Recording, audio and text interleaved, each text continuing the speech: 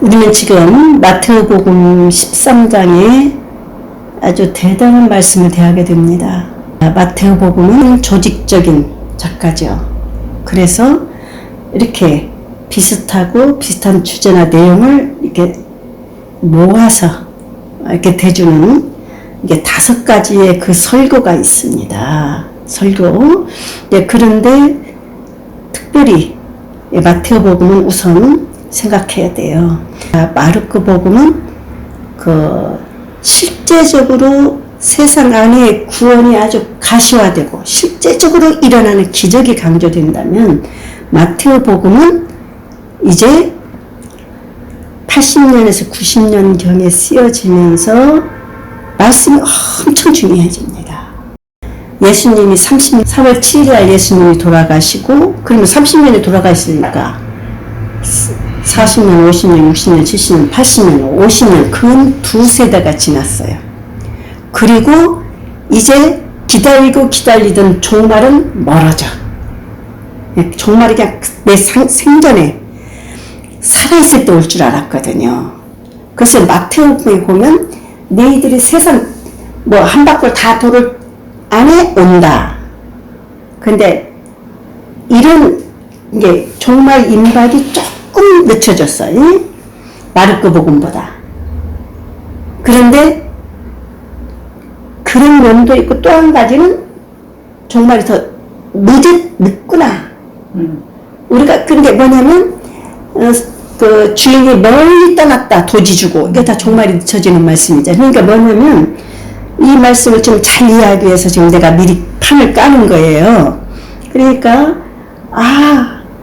사실은 맨 처음에 성서가 기록조차도 필요 없었어요. 내 생전에 이제 종말이 올 텐데 그러잖아? 그런데 이제 마태복음 때 오면 이제 종말이 기대보다 늦어져. 그러면 어째? 교회가 중요해지지. 오늘날 같은 교회를 생각하면 안 돼요.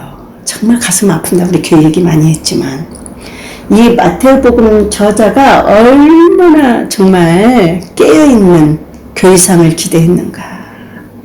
정말로 복음, 예수님이 살아계시는 그 하느님, 예수님이 보여주는 그 하느님이 아주 명백히 살아계시는 그런 교회를 꿈꾸죠. 무섭죠. 교회에 대한 강력합니다. 그래서 내부공사를 다 해야 된다는 거예요. 그래가지고 이제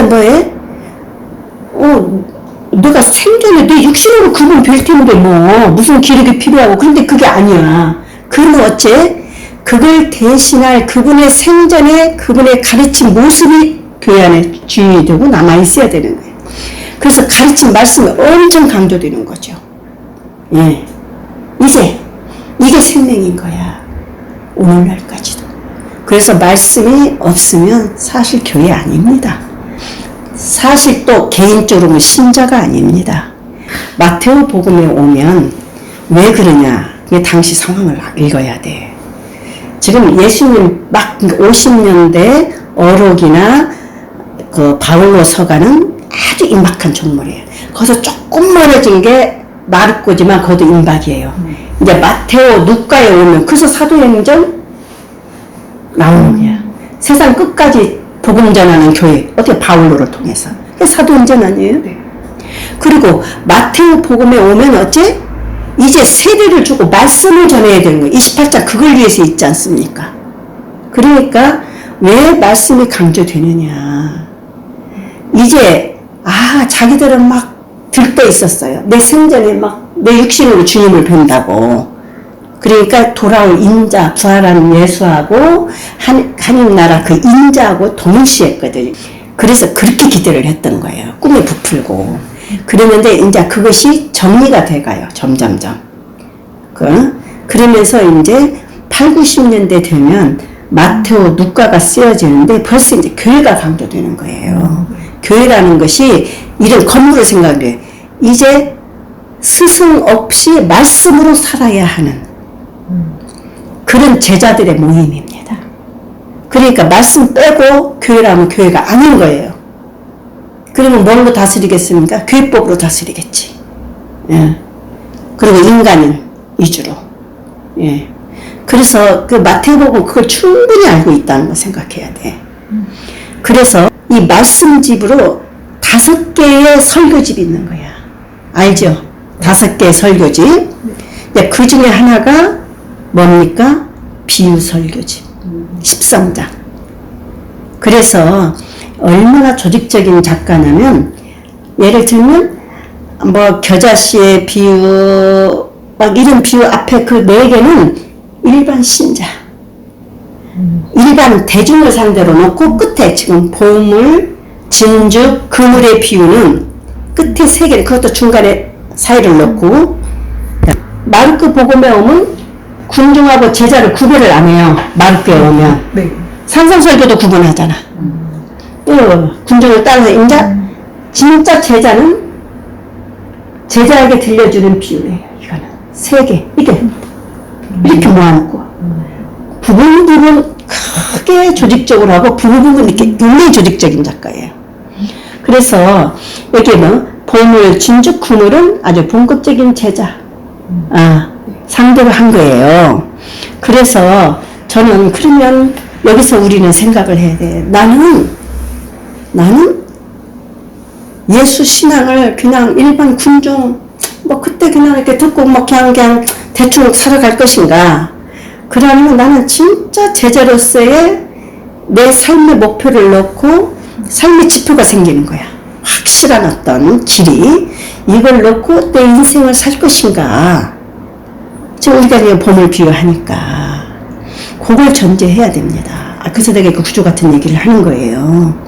그래서 나는 정말 나에게는 내 인생을 이렇게 안내하고 지도하는 스승이 계신다. 나는 그 스승 뒤를 따라서 내 인생을 살 것이다. 이게 진짜 제자야. 그럼 어떻게? 그분 말씀 듣고. 이게 다 말씀이지만 그 중에서도 특별히 비유장에 와서 오늘 보물과 진주를 생각해야 되는 거예요. 자, 그 사람에게는 그 예수님의 가르침이 어떤 위치느냐, 어떤 위치냐, 예, 내 앞에 그분은 어떻게 계시냐. 그래서 저는 정말 이제 보십시오. 하늘나라는, 자, 하느님 나라와 똑같은 말이죠. 예, 유대인 상대로 썼어요. 그렇기 때문에 하느님을 입에 안 되기 때문에 하늘로 한 거야. 하늘나라는, 그러니까 하늘나라는 예수님을 통해서 파악을 해야 돼. 예수님의 가르침, 삶, 인격. 하느님 나라가 구원이에요. 그러니까. 그래서 하느님 나라, 구원 이꼴로 해도 돼. 예. 그러니까 제자들은 어느 정도 깨어 있어야 되겠습니까? 우리도 지금 하늘나라 갇혀 있어요. 세상이 더 보는 거 다 세상이잖아. 그런데 진짜 보는 사람이 돼야 되는 거예요. 이게 보십시오. 하늘나라는 밭에 숨겨진 보물과 같다. 근데 보물이라는 것을 아는 거예요. 세상에 엄청 좋은 것이 많아. 그래도 그건 단지 내가 살아가는데 필요할 뿐이야. 옷도 필요하고 교통비도 다 필요하잖아. 돈이 필요하고. 그런데 진짜 보물은 아니다. 그걸 깨달은 사람이 이 말씀을 듣는다는 거예요. 응? 아까 제자. 그래서 그 제자는 어째? 예, 문제는 뭐냐면 하늘나라가 바로 이제 예수님을 통한 그 하느님이에요. 그런데 하늘나라는 밭에 숨겨져 있대요. 그러니까 깨어있지 않으면 다 놓치게 돼 있습니다. 안 그래? 그래서 오늘날 교회도 우리가 이해가 돼. 이렇게 살면 좀 그냥 눈앞에 그냥 막 나를 홀리듯이 하면 우리는 다 믿으라 안 해도 막 갈려갈 텐데 안 그래. 다른 것이 펼치고 오히려 숨어 있어. 그런데 숨겨진 보물과 같다. 숨겨져 있는데 진짜 보물은 숨겨져 있다. 그래서요, 아까 교환일절 한 번 씩 뜨고 막 수십만에서 박수 치고 막 센세이션 일으키는 거 아닙니다. 정말이야.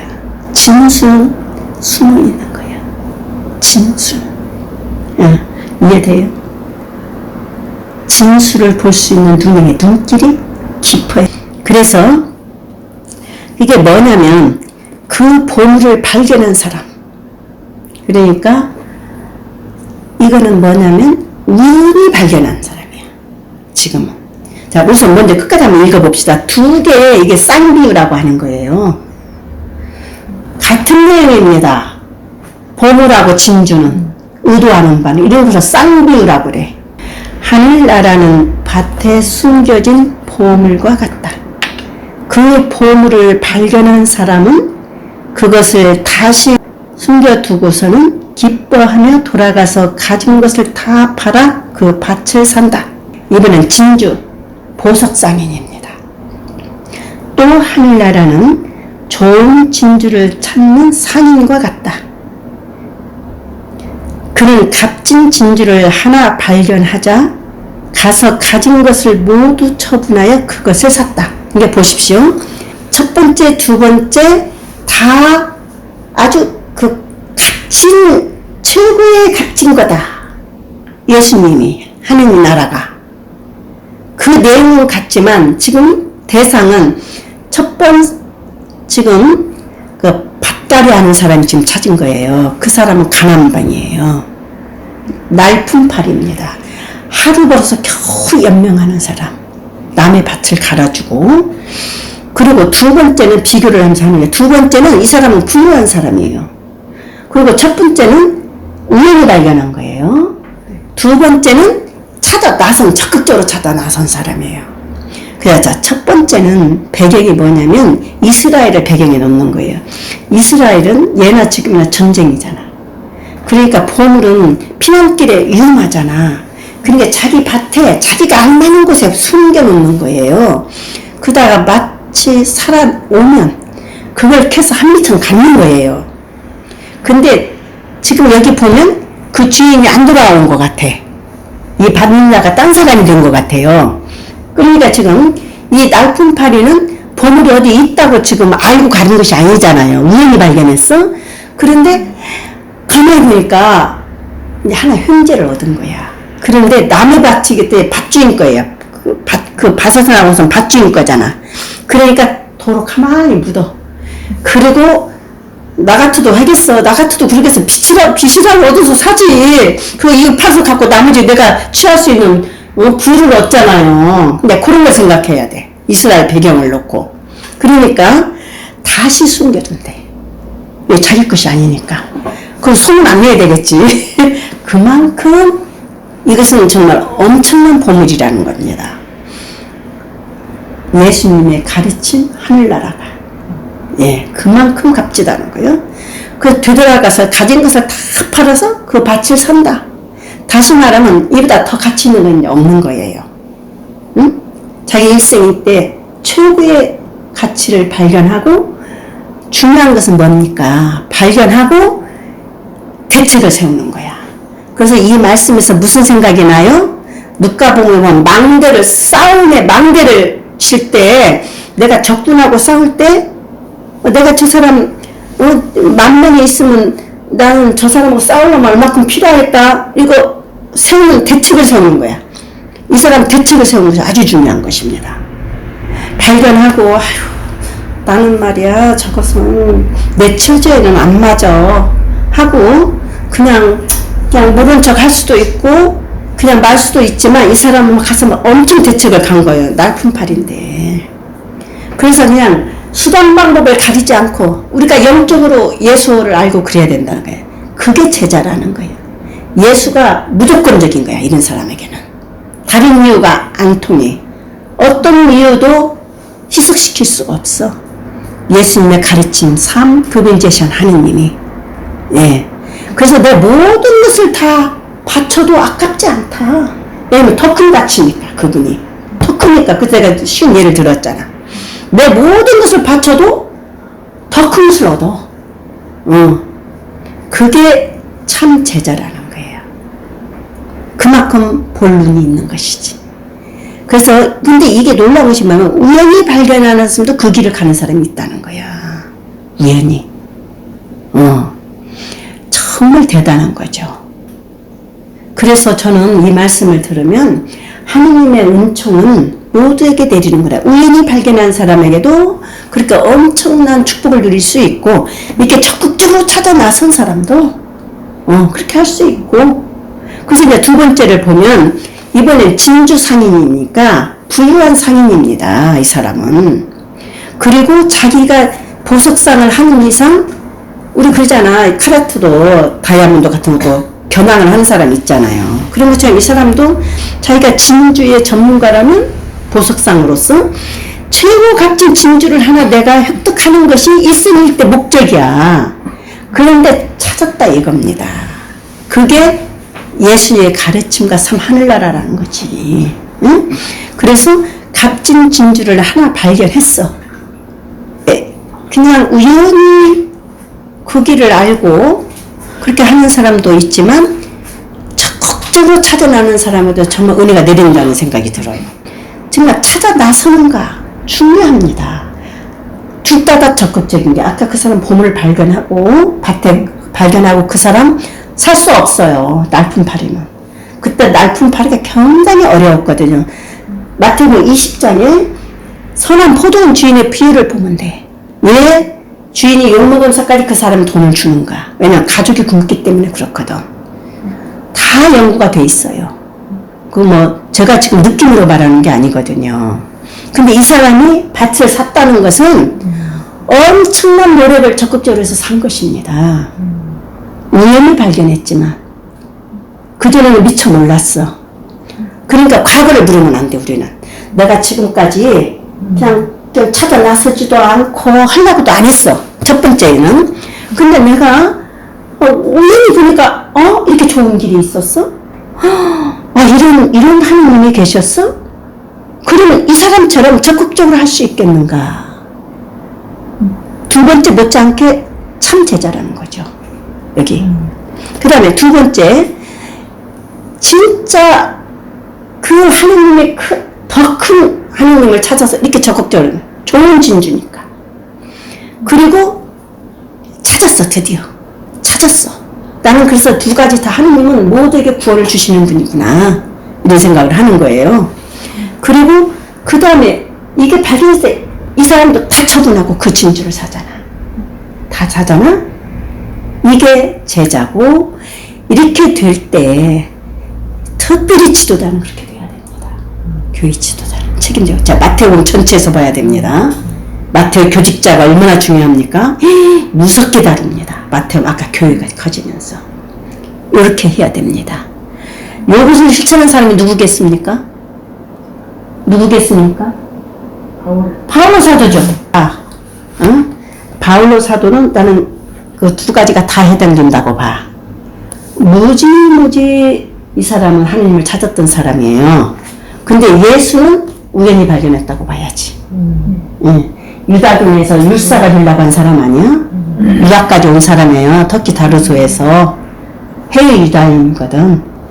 그 로마 시민권이 있었어요. 베드로하고는 게임이 안 된다, 어부하고는.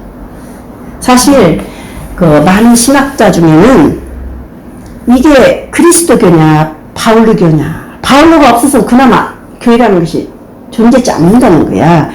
유대인 상대로 했던 베드로는 금방 없어지거든요. 유대인 교회는. 바울로가 이방인 그렇게 교회를 전했기 때문에, 지중해변에. 그래서요, 바울로는 로마 시민권이 있어서 대단한 거죠. 그시 50년대에. 그리고 대단하고 유학까지 오고 자기는 전문 학자가 되려고 한 사람이고, 어부는 아주 시시한 분이거든요. 예. 그러니까 그 사도행전에 보면 저 무식쟁이들이 언제 이렇게 똑똑해졌냐, 예수님 부활을 증언하니까 그렇게 나오는 거예요. 저 무식쟁이들. 왜 바울로는 게임이 안 되는 거지. 그렇게 하느님을 추적했는데 바울로 안에는 내심 그늘이 있었다고 학자들이 봅니다. 자기가 그렇게 유다교 안에서 제대로 율법학자가 되고 제대로 길을 걸라고 했지만 뭔가 이 사람 안에는 채워지지 않은 뭐가 있었을 거다. 그렇게 보는 학자가 있습니다. 그래서 뭐가 있냐면, 그러다가 막 열렬하게 이제 다혈질적인 성격이에요, 바울로가. 박해를 또 앞장서서 하지. 실제로 역사적인 사건입니다, 이게. 바울로 친서 자기가 쓴 글에 나오니까. 그랬는데 예수의 가르침을 듣고 누구보다도 이제 사실 이 바울로 때문에 복음이 살아있다고 다행이죠. 그러니까 이분이 지금 필리핀에서 내가 지금 이 두 가지 삶을 다 내는 게 누구냐? 이건 제가 묵상한 거예요. 알았어요? 바울로다. 네, 바울로 친서를 이제 다 보면 이제 수긍이 될 거예요. 근데 우선 얼마나 다른 길 쳤는가? 이 복음을 위해서. 이제 예수를 만나고 이 사람이 그렇게 모든 것을 다 내놨어요. 자기 거. 자기가 가진 장점이 무지 많아. 50년대에 이태리에도 많은 사람이 로마 시민권이 없었다고 하거든요. 근데 이방인인데. 근데 이제 100년 넘었으면 그 시민권이 많이 넓어져요. 이게 연구가 됐으니까. 근데 이게 50년대잖아, 이게. 대단한 거죠. 로마 시민 건드렸다면 큰일 납니다. 예, 감히 로마 시민에게 손찌검에 그거 나오잖아, 재판으로 때 정말. 그게 현실적인 거예요. 또 로마 시민권까지 있었던 사람인데 진짜 그 서간을 보면 복음을 만나고 완전 투신이야. 어째? 굶주리고 매 맞고 감옥에 갇히고 노동하면서 그러니까 이렇게 일해야 된다고. 자기가 막 그 후원금 받고 지역교회 돈 받아서 하면 막 복음을 막 전할 수 있었는데 돈 제대로 안 받았어요. 고린도 교회는 돈 안 받아서 싸우거든요. 왜냐면 그렇게 신앙이 없는 사람들 돈 받았다가는 복음이 시석돼. 그러니까 차라리 내가 잠 안 자고 노동해. 천막 잡거든요. 그러니까 그렇게 추위에 굶주리고 감옥도 여러 번 들어갔거든요. 정말 철저히 모든 것을 다 내는 사람이야. 3장 7절 한번 더 읽어볼게요. 이 삶을 나는 정말 살았다 생각이 들어. 나에게 이롭던 것들, 이런 것이 세속적이나 교회 안에 엄청나죠. 이 사람의 보물이. 나에게 이롭던 것들을 나는 그리스도 때문에 모두 해로운 것으로 여기게 되었습니다. 예. 별것 아니더라. 이 복음에서 보니까. 그뿐만 아니라 나의 주 그리스도 예수님을 아는 지식의 지고한 가치 때문에 다른 모든 것을 해로운 것으로까지 여기지더라. 나는 그리스도 때문에 모든 것을 잃었지만 그것들을 쓰레기 오물로 여긴다는 거예요. 너무나 큰 보물 앞에 그 좋은 것들은 쓰레기 오물에 불과해. 지금 어느 상황에서 한 줄 알아요? 바울로 사도가 필리피 교회에서 지금 자기가 여러 번 감옥에 갇혔다고 그랬지. 여기서 가장 심각한 감옥이에요. 그래서 이번 판결에서 자기가 죽음당할 수도 있어요. 근데 필리피 교회 돈만 받았거든. 왜냐면 이쪽은 돈을 받아도 이 사람들은 지장이 없어, 복음에. 그 돈을 받았는데 너무 바삐 일하다 보니까 감사 편지 하나를 못한 거예요. 근데 감옥에 있으니까 조금 시간이 있잖아. 그러니까 편지를 보내는 겁니다. 지금 어떤 상황인가를 알아야 돼. 그러면서 자기 심중에, 그러면서 그들에게 자기가 그 바울을 진짜 사랑하는 교회가 필리피, 그 자색 옷감 장수 알지? 네. 리디아, 그 유럽의 첫 신자입니다. 리디아를 중심으로 그렇게 돈독한 신앙이 있었어요. 그러니까 뭐라고 하냐면 그들이 감옥에 갇혔다 생각을 하니까 굉장히 이들 마음 아플까봐 다독거려주면서 이렇게 기쁜 소식을 내놓는 거예요. 바울로 사도가. 그러면서 쓰레기다. 지금 내가 감옥에 갇혀도 나는 너무 행복하다. 내 인생에 최고를 쥐고 있는 거야. 바울로 사도가. 내가 그리스도를 얻고 그분 안에 있으려는 것입니다. 율법에서는 나의 지금까지 그 유다인 율법은 지금까지 이거잖아. 지금까지도. 근데 율법에 아까 말한 한계를 느꼈던 사람이야. 보통 똑똑한 사람이 아니거든. 율법에서 오는 나의 의뢰는 그래서 우하론이 여기 비춰지는 거예요. 이제 바울 사도의 로마서랑 갈라디아서랑 최고의 신학은 우하론이거든요. 여기서 필리핀에도 나오는 거예요. 그 믿음으로 말미암은 의로움. 그래서 예, 의로웠더니 뭐 지금 말하는 게 바로 이 내용이에요. 내가 그렇게 세속적이나 그 유다교 안에서는 엄청난 보물이죠. 사실은 인간적으로는. 근데 그리스도를 알고 보니까 그건 쓰레기야. 어째 이 비유하고 와닿지 않아요? 성서에서 누구를 뽑겠습니까? 그리고 사도행전은 우연히 박해하러 가다가 복음을 깨닫고 말에서 떨어지는, 그걸 본다면 첫 번째죠, 우연히. 그런데 또 다른 신학적인 연구에 하면 이 사람은 대단히 유다교 안에서 그렇게 신봉하고 그렇게 열렬하게 했지만 한쪽에는 그늘이 있고 비판이 있었겠구나. 바울로에게 행해난 두 가지를 다 본다 이거예요. 그래서 모든 것을 다 내놔도 이 두 가지 공통점은 그거잖아. 최상의 가치, 내 인생을 완성할 수 있는 최고의 목표를 알았어. 간단히 이렇게 안내하고 한번 천천히 다시 읽어봅시다. 하늘나라는 밭에 숨겨진 보물과 같다. 그 보물을 발견한 사람은 그것을 다시 숨겨두고서는 기뻐하며 돌아가서 가진 것을 다 팔아 그 밭을 산다. 또 하늘나라는 좋은 진주를 찾는 상인과 같다. 그는 값진 진주를 하나 발견하자 가서 가진 것을 모두 처분하여 그것을 샀다.